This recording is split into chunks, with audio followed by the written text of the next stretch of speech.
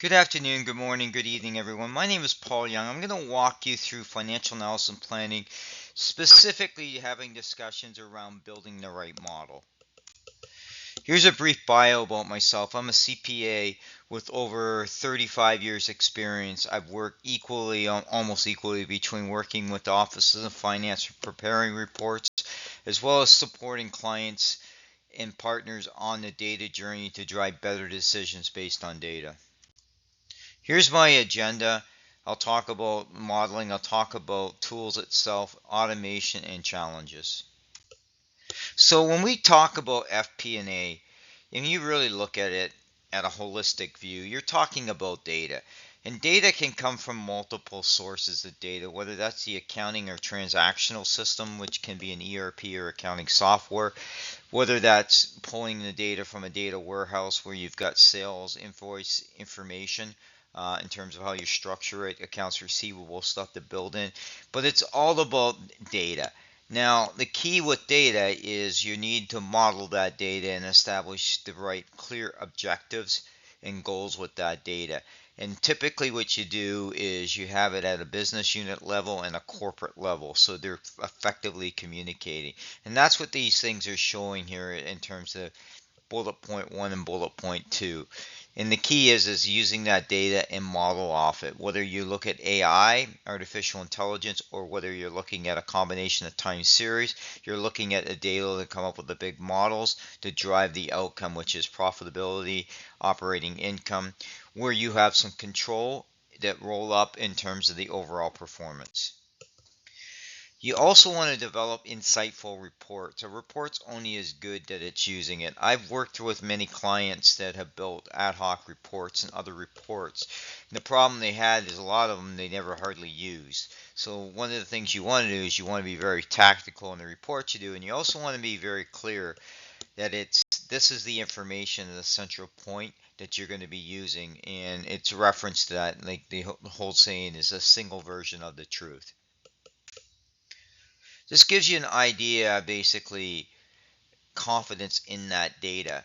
So that's why what you want to do with any sort of data, it's the storytelling, but you want to make sure that you have trust with that data. And that means building the right models, joining the right data in terms of the star schema, and pulling it all together so it can be comparable for comparisons is critical. You also want to leverage the right technology. I'm not going to use this session to dump on Excel. I use Excel quite a bit, and I have since the 90s.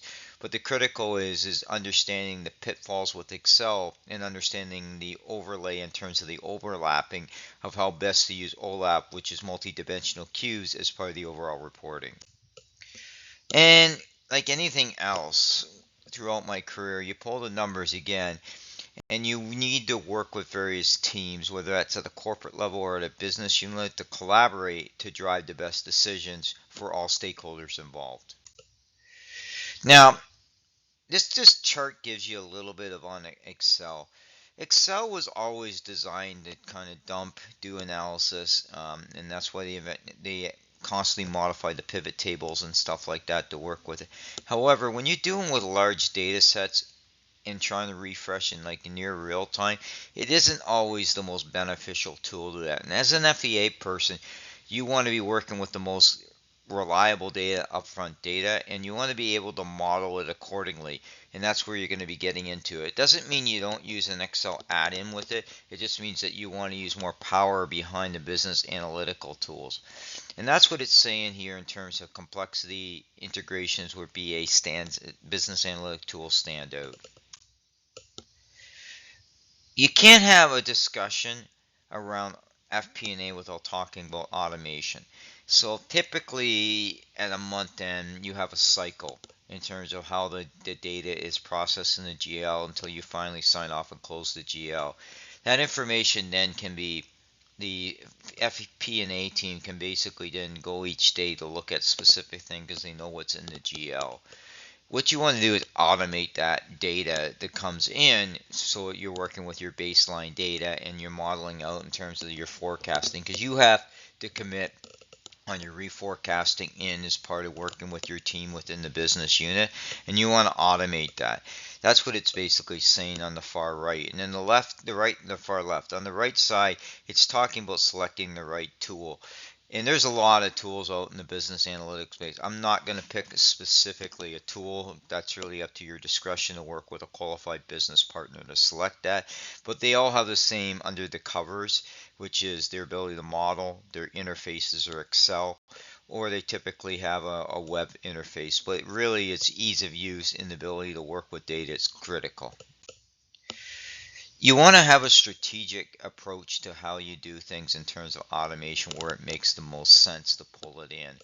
A lot of cases, my clients, we look at data staging the data in terms of using stage databases that we basically stage the data in.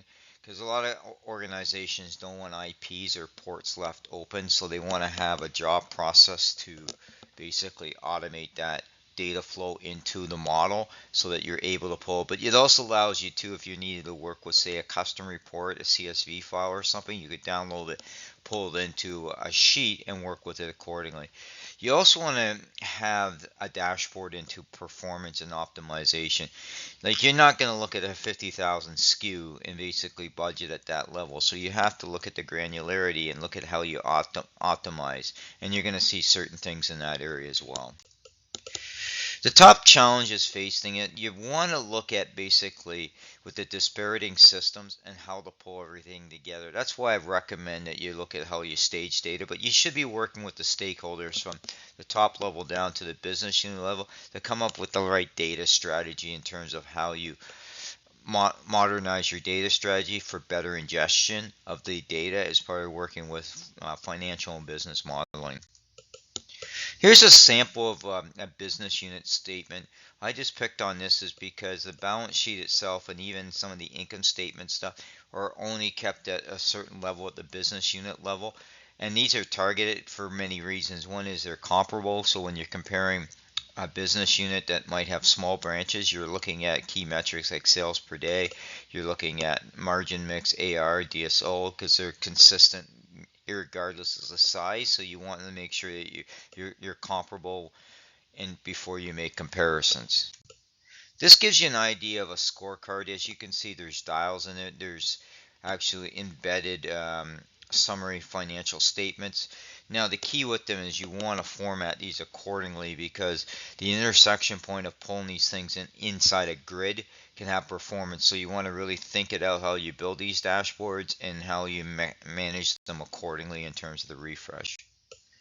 Here's an example of just a scenario planning one. I like to emphasize that. I'll leave it at your discretion. Here's what an example of working with a web interface that also is very critical in terms of pulling things together from the modeling from a cube into a web base. Here's a look at basically integrating different data and using a tool like Power BI to pull things together. Power BI is one of the areas that you see a lot of small medium companies using because it's affordable and it meets their needs. What is next for FP&A? Well, the FP&A team itself likely will start to see more realignment. In the past, a lot of the FP&A teams were strictly financial analysts. I see now that they're going to be merging more of the financial analysts and the business analysts together. To be an effective financial person, you need to understand the business implication of what you're trying to model to make sure that when you present it, because you're really doing a job of selling. AI isn't going away. AI's been around a while. It's just having the ability to leverage it better, especially in like areas of multivariate. Now forecasting, different tools that trade to better forecast the numbers out, include demand forecasting, smarter planning, intelligent planning. All those things are concepts, but they're also driving on the premise around using AI to drive the results.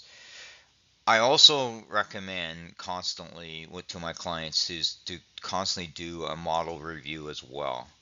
And trends, you should always be looking at what's going on with the analysis in terms of how you build your templates out and strengthen them to make sure that delivering the results. My experience itself over the years is we moved away in 1995 when I was with a company, Praxair. We moved towards OLAP sources and power play because we needed to pull things together in an intersection point to do things in dice and slice things as we were rolling it up. We also looked at tools to better move away from Excel on the forecasting side, and I've been using tools like TM1, Cognos Planning, but there's other tools out there. AI is a big thing. My business partners in general have built some very good supply chain models, and the premise around there is Python or other tools to take advantage of that. And basically, organizations are going to near real-time reporting because that's driving the refresh, and that's where Excel kind of falls down on, but you want to drive it accordingly. I've worked on streamlining the close consolidation reporting process as part of pulling the data together to streamline the time it takes to close. And I've also introduced best practices around scenario planning, gap analysis, and other areas to drive data flow, performance, because at the end of the day, you want to drive the best results from the data. And then again, I've worked around automation, around whether that's a mobile application, whether that's working with web-based or Excel add-ins, all that. And then, of course, one of my pet peeves and I enjoy mostly is I like to work with external and macro indicators. Here's some additional information in my contact point. You can reach out to me at any given time. Thank you.